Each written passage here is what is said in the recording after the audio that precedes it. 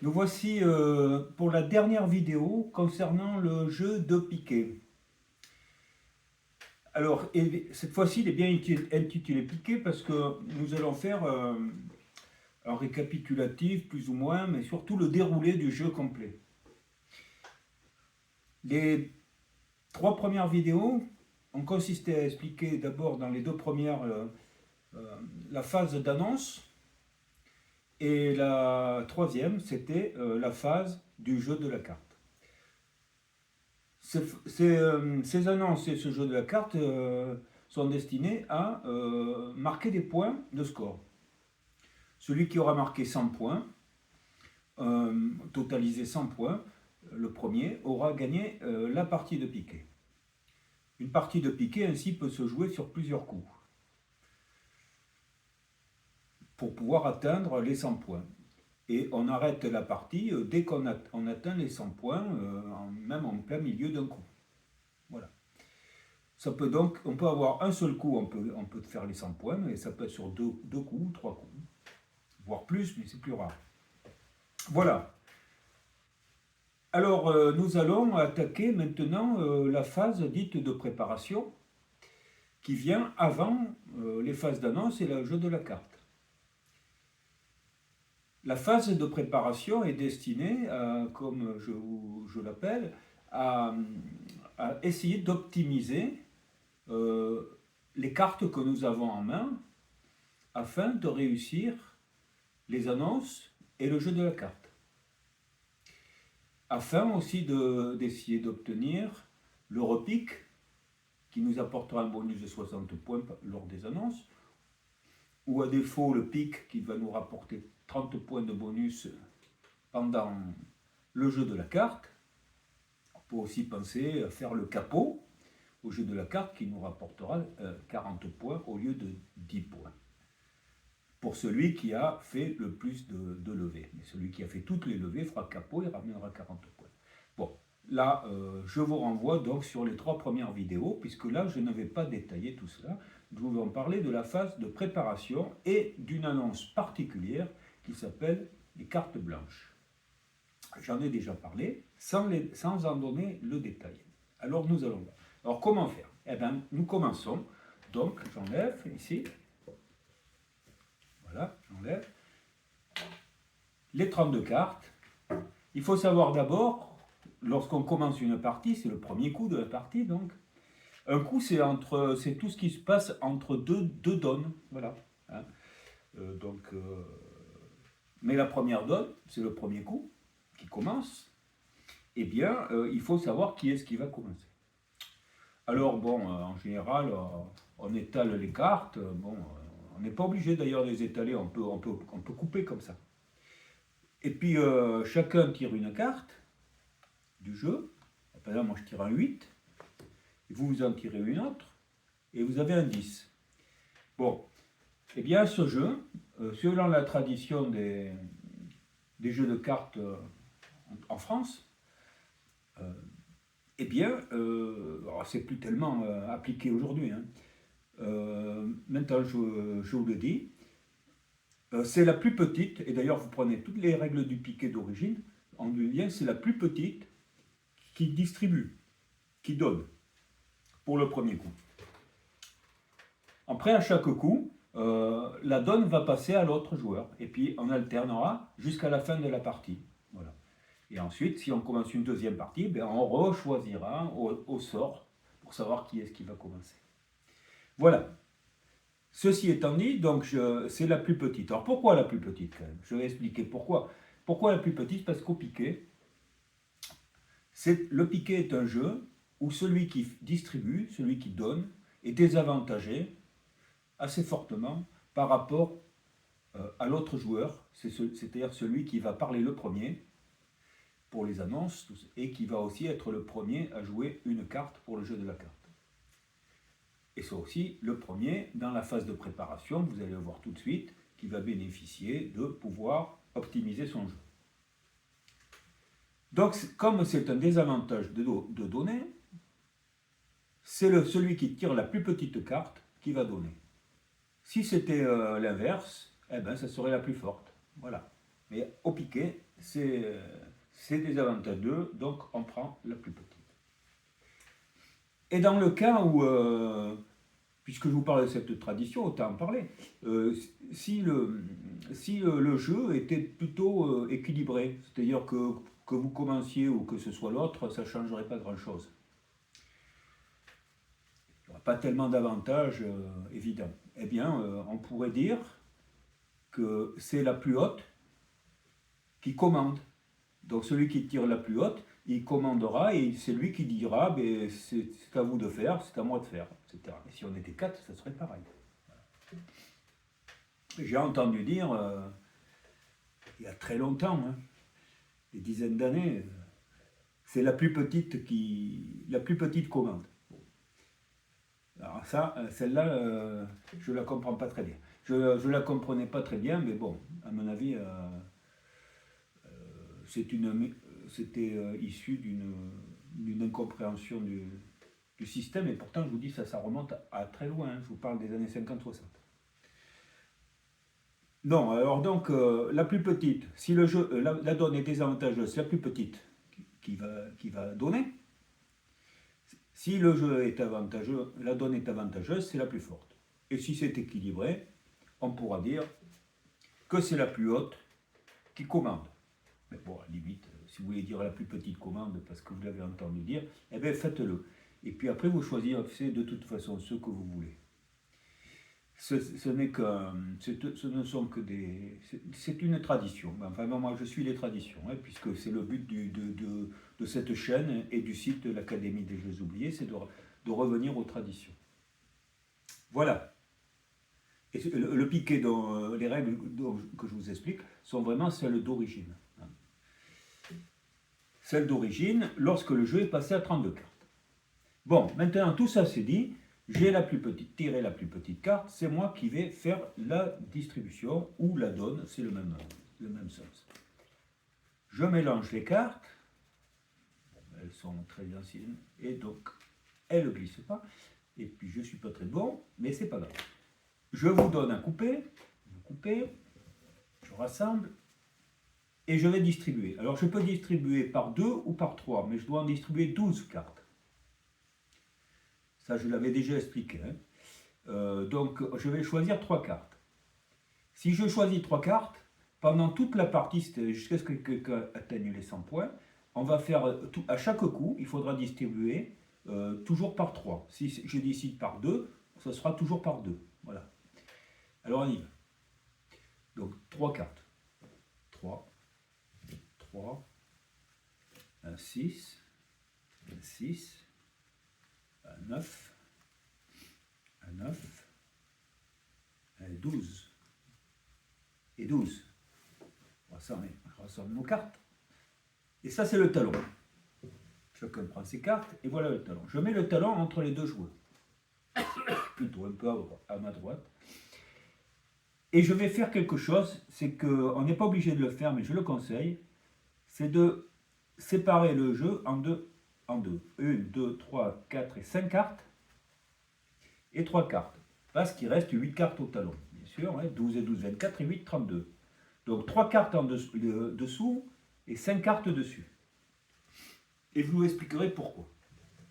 Je fais ça et pourquoi c'est mieux de le faire. Ensuite, donc, chacun prend ses cartes et les regarde. Donc là, on va pas faire des gros calculs. Simplement, je montre les procédures. Je regarde mes cartes, vous regardez vos cartes, voilà, vous les regardez, et puis va commencer une phase d'optimisation. Donc vous regardez vos cartes, alors je le fais comme ça, hein, et puis vous allez pouvoir changer un certain nombre de cartes de votre jeu avec celle du talon, et moi je pourrais faire pareil. Mais vous allez le faire d'abord. Vous êtes obligé de changer au moins une carte, et moi aussi. La séparation que j'ai faite au talon, pourquoi elle est faite? Eh bien parce que vous ne pouvez utiliser que les 5 cartes du dessus, vous n'avez pas le droit de toucher les 3 du dessous. Vous, qui êtes le premier à changer vos cartes, et comme je vous dis, au moins une. Bien, vous regardez vos cartes. Bon, moi je ne les vois pas, bien sûr. Hein. Et bon, vous dites, ça va changer, une, deux, trois. On va dire trois. Hein, c'est simplement pour la démonstration. Vous changez trois cartes. Vous les mettez à côté. C'est votre écart. Maintenant, il vous manque trois cartes. Donc, il faut les prendre. Alors, vous prenez une carte, deux cartes et trois cartes. Vous les regardez et vous les mettez avec. Voilà. Vous avez à nouveau 12 cartes. Les 12 cartes qui sont là, ce sont les cartes définitives que vous allez utiliser jusqu'à la fin du coup. C'est celles qui vont vous servir à faire vos annonces, hein, le point, séquence, 4 cartes ou 3 cartes, et aussi à jouer pour le jeu de la carte. Tout ça, c'est ce que nous avons expliqué dans les 3 précédentes vidéos, et ça, ce sont vos écarts, vous n'y touchez plus, on n'y regardera plus, c'est fini. Pour le coup. Très bien, que se passe-t-il? À ce moment-là, il se trouve que vous aviez 2 cartes que vous auriez pu aussi prendre, en échangeant, en écartant 2 autres, mais vous avez choisi que non, ça vous suffit comme ça. Alors qu'est-ce qu'elles deviennent? Eh bien, ces cartes-là restent au talon. Cependant, comme elles vous étaient attribuées au départ, eh bien, vous allez pouvoir les regarder. Vous les regardez. Vous voyez, moi, je ne les regarde pas. Vous les regardez. Et là, déjà, vous allez avoir une information sur mon jeu définitif. Puisque de toute façon, je suis obligé d'en changer une. Donc, au moins celle-là. Mais je n'ai pas encore dit combien j'allais en changer. Là, j'ai une information sur ce que vous avez fait. Vous n'avez pas changé beaucoup. Bon, un jeu pas trop mal. Moi, je prends mes cartes. Je prends mes cartes. Et là, qu'est-ce que je vais dire? Alors, c'est pareil. Hein. Je vais dire 2. Ok. 4. J'en change 4. Ça y est, nos écarts sont faits. On les laisse de côté, c'est fini. 4. Il m'en faut 4. Bon, qu'est-ce que je fais? Mais je prends les 2 du dessus. Et celles-là, vous les connaissez. Il m'en faut encore 2. 1 et 2. Ça y est, j'ai tout pris. J'ai 12 cartes à nouveau. Vous avez 12 cartes. J'ai 12 cartes. On va être prêt pour attaquer le jeu tel que je l'ai montré dans les 3 dernières vidéos. En commençant par vous commencez par la première, la deuxième et la troisième. C'est, quand je disais on joue avec 12 cartes dans ces vidéos, ce sont ces 12 cartes. Après optimisation. Enfin, essayez d'optimiser, bien sûr. Il reste une carte. Cette carte, normalement, elle m'était attribuée, comme tout à l'heure pour vous. Donc, je peux la regarder. Comme vous avez pu la regarder, moi, je peux la regarder. Ouais, c'est une bonne carte. Et puis voilà. Et puis voilà. Et vous? Eh bien, vous pouvez demander à la voir. Mais pour que vous puissiez la voir, vous allez être obligé de me dire à quelle couleur vous allez jouer votre première carte du jeu de la carte. Puisqu'on sait très bien, comme je l'ai expliqué, qu'après la phase des annonces, on va jouer le jeu de la carte. Vous allez jouer une carte, c'est la couleur demandée, et on fera les levées. Eh bien, cette première carte, la couleur demandée, vous allez devoir me dire à quelle couleur vous allez jouer si vous voulez voir cette carte. Si vous ne voulez pas dire la couleur à laquelle vous allez jouer votre première carte, vous ne pouvez pas la voir. Donc on suppose que là, vous dites je jouerai à trèfle. À ce moment-là, je peux la tourner puisque moi je l'ai vue, vous la voyez, tout le monde l'a vue. Voilà, c'est fini. C'est fini. Donc il n'y a plus de cartes. Il ne nous reste plus que nos 12 cartes. Et nous commençons à jouer, et là vous commencez à dire votre point, etc. etc. Et là je ne reviens pas sur le jeu, c'est tout. Voilà ce que c'est que la phase de préparation, la phase des écarts, c'est ça, la phase d'optimisation. Alors on a réussi ou on n'a pas réussi, bon là je ne cherche même pas à savoir. Hein. Voilà. Alors, je pense que là, tout pourrait avoir été dit, mais si vous avez vu les vidéos, vous savez que j'ai parlé d'une annonce qui n'a rien à voir avec les trois annonces de la phase d'annonce. La phase d'annonce, il y a trois types d'annonces, qui sont donc le point, qu'on appelait la ronfle jusqu'au milieu du XVIIe siècle. J'aimerais mieux l'appeler la ronfle d'ailleurs. Et bon, c'est comme ça. Ensuite, vous allez avoir la séquence, donc tierce, etc. Puis ensuite, vous allez avoir 4 cartes identiques, qu'on appelle les carrés aujourd'hui, mais bon, c'est 4 cartes, voilà, ou 14 parce que c'est le nombre de points que ça rapporte, et si on n'en a pas, on peut annoncer 3 cartes identiques, qu'on appelle brelan aujourd'hui, mais ça, on n'en a pas, ça coûte que 3 points, bon, etc. Je ne reviens pas là-dessus. Et ensuite, ça, c'est les 3 types d'annonces qui rapportent des points, donc on a donné le nombre de points que ça pouvait rapporter dans la première et la deuxième vidéo. Mais je vous ai dit qu'il y avait une autre annonce qui se faisait, un type d'annonce particulier qui n'existe que au tout début du jeu, au moment de la phase d'optimisation, et même mieux, juste après la distribution au produit. Donc je suppose que je refais mon talon. 3 cartes dessous, 5 cartes dessus. Jusqu'à présent, tout ce que j'ai dit est vrai. Mais le cas particulier, c'est lequel? C'est lorsque vous prenez vos cartes, ou je prends mes cartes, et soit vous, soit moi, parce qu'on ne peut pas avoir les deux, c'est pas possible, en même temps, vous avez dans votre main les 12 cartes que vous avez reçues de la distribution, de la donne. Je vous ai donné 12 cartes, et si vos 12 cartes sont blanches, c'est-à-dire qu'il n'y a aucune figure dedans, alors vous gagnez 10 points instantanément. Ces 10 points seront utilisés, si vous aviez 90, 91, etc., et vous n'avez pas arrivé 100 points, mais que vous faites 10 points de blanche, on appelle ça 10 points de blanche, et bien immédiatement, vous avez gagné la partie, puisque vous avez atteint les 100 points, vous les avez doublés, dépassés. Si vous ne les avez pas atteints, vous avez quand même marqué 10 points instantanément, et ces 10 points comptent au niveau des annonces, notamment, dans le sens où si vous arrivez, comme je l'ai expliqué dans les vidéos, lorsque vous comptabilisez vos annonces, vous arrivez à 30 points, alors que vous n'avez pas encore joué une carte, eh bien, et que l'autre n'a rien compté, eh bien, cela, vous allez faire ce qu'on appelle un repique, et vous allez donc faire, vous allez avoir un bonus de 60 points, qui est très fort, et vous allez, au lieu d'annoncer 30 points, quand vous allez les marquer, ces 30 points, vous allez dire 90. Vous voyez? Et après 91, etc.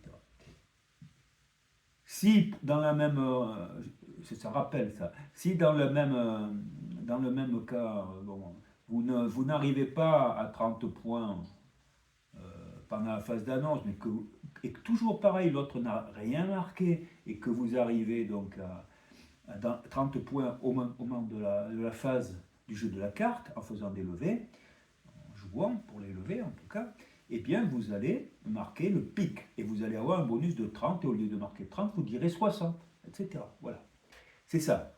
Et comme je vous dis, il ne faut pas avoir été interrompu par l'adversaire.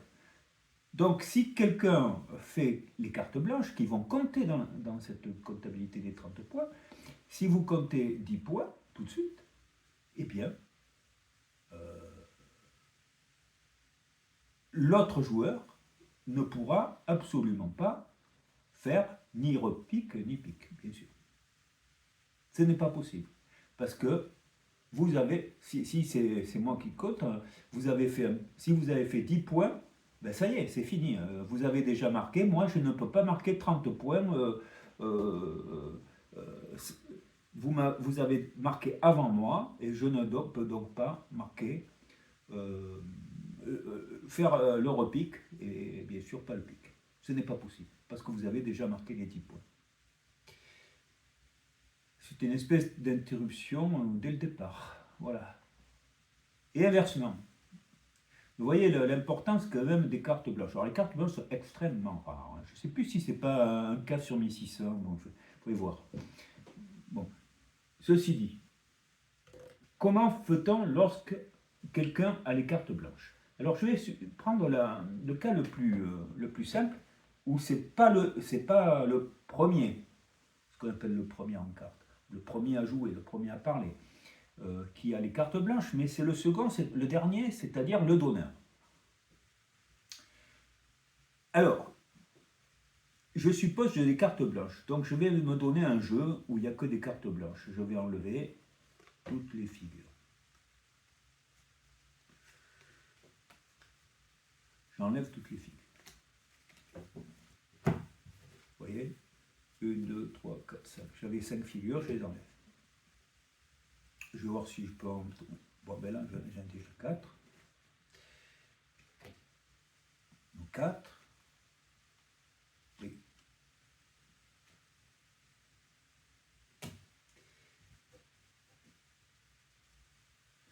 Voilà. 1, 2, 3, 4, 5, 6, 7, 8, 9, 10, 11. 1, 2, 3, 4. 4 et 5. 1, 2, 3... 1, 2, 3, 4, 5. Voilà.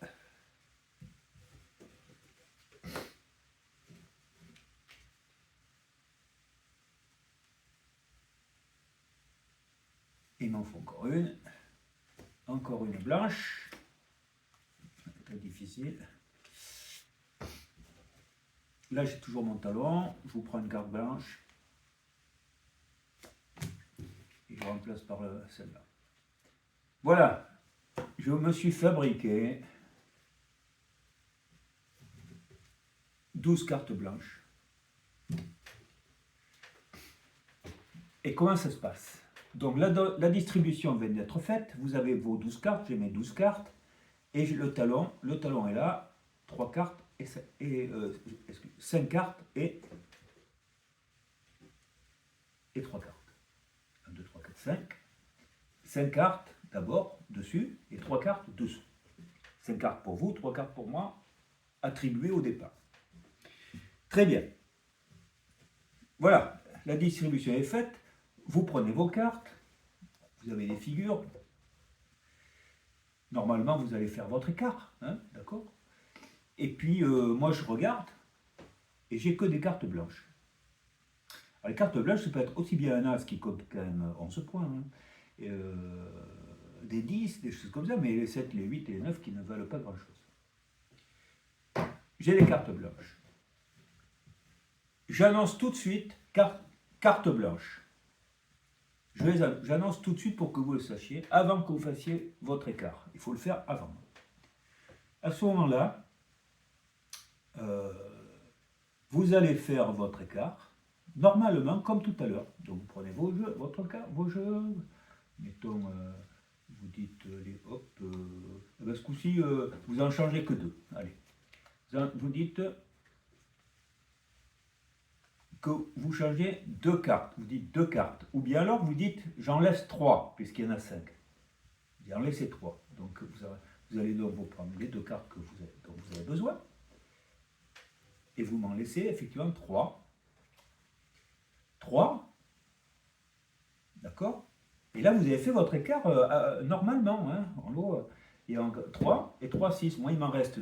Et vous regardez les 3 qu'il y a ici que moi, je ne peux pas voir. Vous les regardez. Très bien. Votre écart est fait. Moi, je vous ai dit tout à l'heure que j'ai carte blanche. Donc, je vais marquer 10 points. 10 points de blanche. On appelle ça 10 points de blanche. Mais il faut que je vous prouve bien que j'ai carte blanche. Donc à ce moment-là, maintenant, je vous montre toutes mes cartes. Je les expose. Et je ne peux pas dire, je ne peux pas les poser et les enlever. Hein. Non. Vous pouvez les toucher et pour bien vérifier, regardez ici. C'est pas beau ça? Et donc, vous avez tout vu, vous êtes édifié. Ça vous donne des idées sur mon jeu quand même. Hein. Hop, j'ai c'est fait, vous l'avez vu. J'ai 10 points, je vais marquer mes 10 points.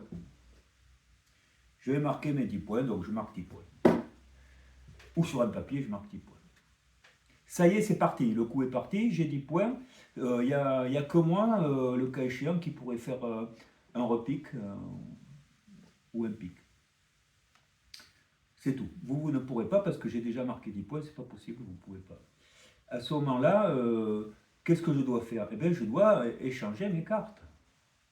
Alors là, je sais que vous m'en avez laissé 3, que vous avez vu d'ailleurs, et 3, 6. Ça, c'est les miennes, 6. Donc, je ne vais pas m'embêter, je vais en changer 6. 1, 2, 3, 4, 5 et 6. 6 cartes. J'enlève 6. J'écarte 6. J'en écarte 6. Je dis 6. Et comme il y en a 6 ici, je prends les 6. Je prends les 6, elles sont à moi. Voilà. Voilà comment ça se passe si c'est le donneur qui a carte blanche.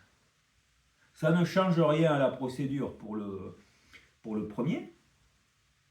Mais le dernier, tout simplement, avant de faire son écart, il doit montrer qu'il a bien 12 cartes blanches qu'il a reçues de la distribution. Et à ce moment-là, il marque 10. Là, j'ai tout pris. Si j'avais laissé une carte, ou deux, eh bien, vous auriez pu demander à les voir. Ça ne change rien. Vous auriez dit, je commencerai avec, je jouerai à cœur, à pique, etc. Voilà, voilà comment ça se passe. Bien. Maintenant, voyons le cas inverse. Alors là, il est plus compliqué et des fois, il a pu être très mal compris. Donc, je vous explique. 2, 3, 4, 5.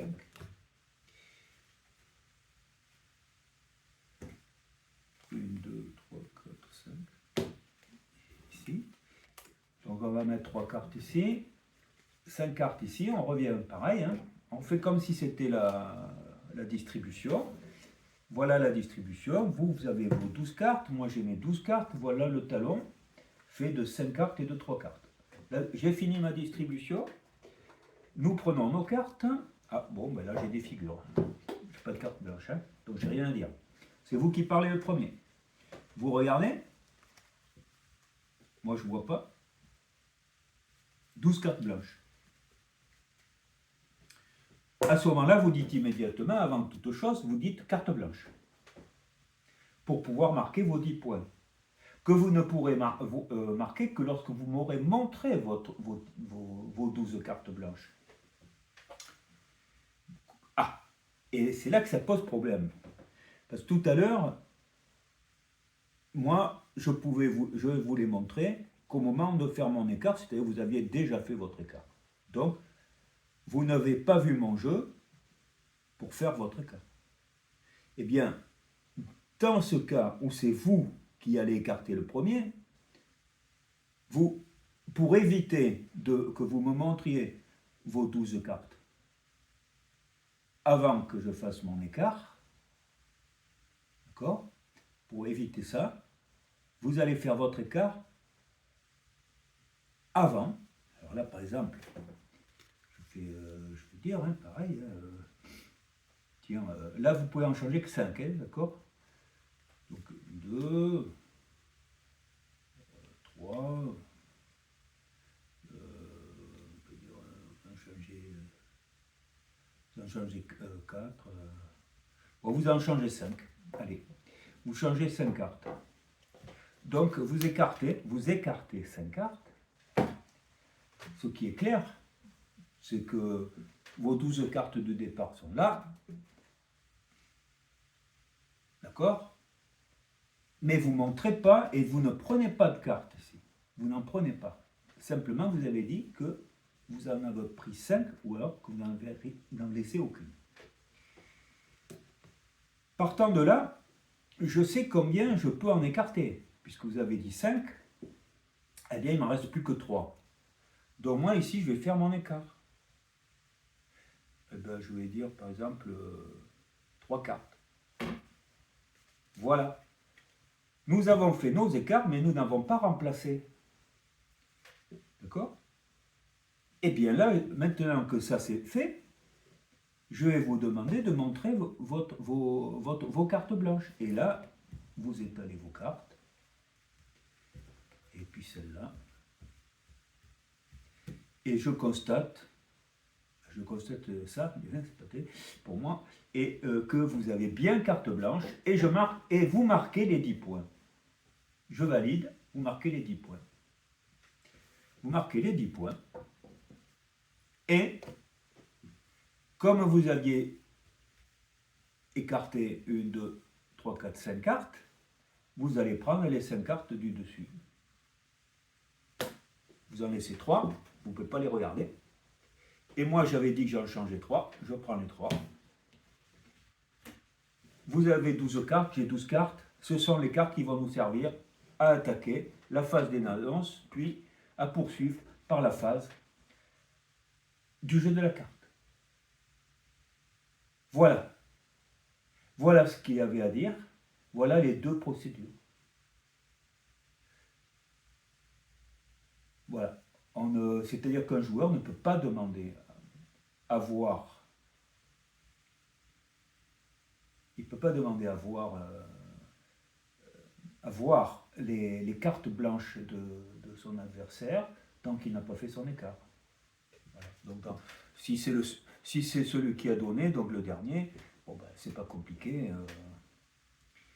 Si c'est lui qui a les cartes blanches, le deuxième c'est très simple.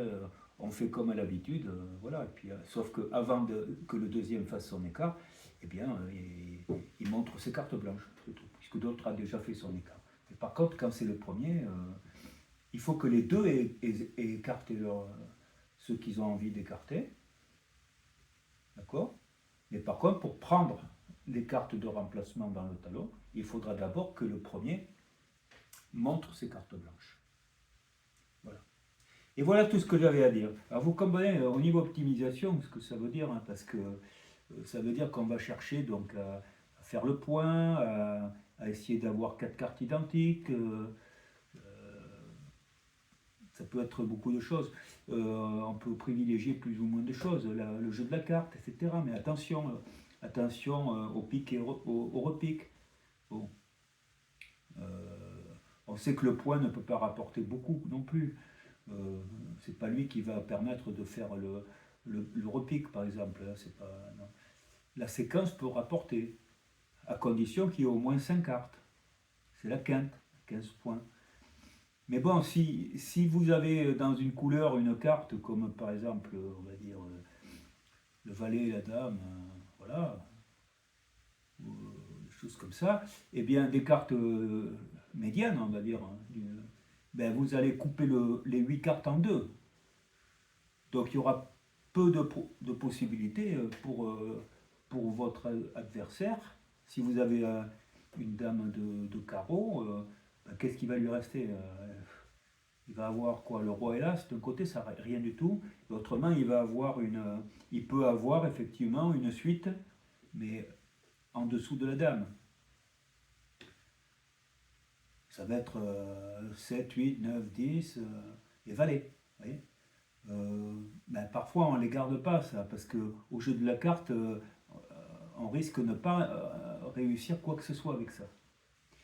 Donc, vous voyez, le fait d'avoir une carte, une figure, ça indique que l'autre ne pourra pas faire le point sur ne pourra pas faire une séquence utile sur cette couleur, par exemple. Il faut bien observer les cartes qu'on a au départ, ceux qu'on va changer, ceux qu'on laisse si on ne les prend pas, vous voyez, que ce soit le premier ou le dernier d'ailleurs, combien chacun a écarté, mémoriser tout ça, c'est très pointu, hein, c'est très pointu. Alors après, il y a la chance, hein, c'est une évidence, c'est évident. Par exemple, carte blanche, pour ça que je ne le compte pas dans le type d'annonce classique parce que celles qui sont dans la phase d'annonce après l'optimisation, c'est justement parce qu'on a déjà travaillé notre jeu pour essayer de réussir quelque chose. Alors que les autres, les cartes blanches, bah, c'est le hasard total. Donc, voilà. Et c'est très rare. C'est très rare. Qu'est-ce que je pourrais vous dire? Je pourrais vous dire je vous ai parlé quand même donc qu'à l'origine, donc c'est 1631, les règles du jeu de piquet indiquaient qu'on jouait avec 36 cartes et que dans les fâcheux de Molière, c'était aussi le jeu de piquet se jouait avec 36 cartes. Puis à la fin du XVIIe siècle, on jouait avec 32 cartes et on joue toujours avec 32 cartes. Bon, je vous ai expliqué que c'était intéressant de jouer avec 32 cartes plutôt que 36 concernant le calcul du point. Je ne reviens pas dessus, il faut aller voir. C'est pour ça que c'est un peu long des fois les vidéos, parce que j'explique des choses dont on ne va pas parler ailleurs. Voilà, c'est un peu historique, si vous voulez. Alors voilà, le pourquoi des choses. Bien, donc c'est intéressant pour ça. Le 32 cartes, c'est mieux que 36. Ben, ensuite, je vous ai dit, il y a une autre raison. Ben, c'est les cartes blanches. Parce que si vous jouez avec un jeu de 36 cartes, vous allez avoir donc 12 cartes pour un joueur, 12 cartes pour l'autre et 12 cartes au talon. Alors cette fois-ci, on fera une décomposition en 4 cartes en dessous et 8 cartes au-dessus, au talon. Au lieu de 5 et 3, ça sera 8 et 4. Mais vous avez entendu 3 fois 12. Ce qui veut dire quoi? Eh bien, ça veut dire que lorsqu'on jouait avec 36 cartes, les deux joueurs étaient susceptibles d'avoir carte blanche. Les deux. À ce moment-là, chacun marquait 10 points. C'est extrêmement rare, mais bon, c'est possible. Alors qu'avec 32 cartes, ce n'est pas possible. Il peut y avoir qu'un seul joueur.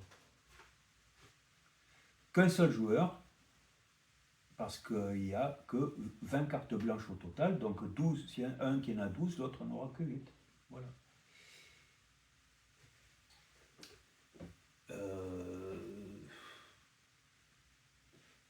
Je dis ça, on refait le calcul. Combien il y a de figures dans un jeu? Il y a le valet, la dame et le roi, ça fait 3 cartes, que multiplie 4, ça fait 12. D'accord? 12. Donc il y a 12 figures. 32 moins 12. 32 moins 12. 32 moins 12 égale 20. Donc si on a 12 cartes blanches, l'autre ne peut pas en avoir plus de 8. Donc il y a un seul des deux joueurs qui peut avoir carte blanche. Voilà. Bon, c'était pour vous dire pourquoi jouer avec 32 cartes avait quand même un avantage intéressant. Et pourquoi peut-être que les joueurs ont choisi de jouer avec 32 cartes au lieu de 36 cartes. Et surtout pour le point, c'est une grosse différence. Voilà, tout le reste c'est pareil. Hein. Le jeu n'a pas changé depuis 1631. Bien, et écoutez, tout est dit. Il me restera quoi à dire? Que les écarts, on ne les regarde pas. Hein. Quand on a fait un écart, on ne va pas faire en plein jour, au cours de jeu, regarder combien on a écarté. Je sais qu'il y a des règles qui le disent, mais non. Ensuite, qu'est-ce que je peux dire d'autre? Ce que je peux dire d'autre, c'est que donc la partie, on a bien dit, elle se joue en 100 points de manière générale. Bon, mais on pourrait la jouer à 150, c'est pas interdit. Alors à ce moment-là, c'est le premier qui arrive à l'objectif prévu qui va gagner, mais même en cours de partie. Donc c'est pour ça que je vous dis que le 10 de blanche peut permettre de terminer une partie. C'est tout. Et puis alors, est-ce que j'en aurais fini avec le jeu de piquet? Pas vraiment, parce que je pense faire une ou deux vidéos pour vous parler d'une expression, une qui vous parlera d'une expression qui était utilisée au XVIIe siècle, qui était pique, repique et capot. On disait faire quelqu'un pique, repique et capot, mais pas dans le jeu, hein, dans la vie courante. C'est-à-dire qu'en fait, c'était battu à plat de couture, quoi. Voilà.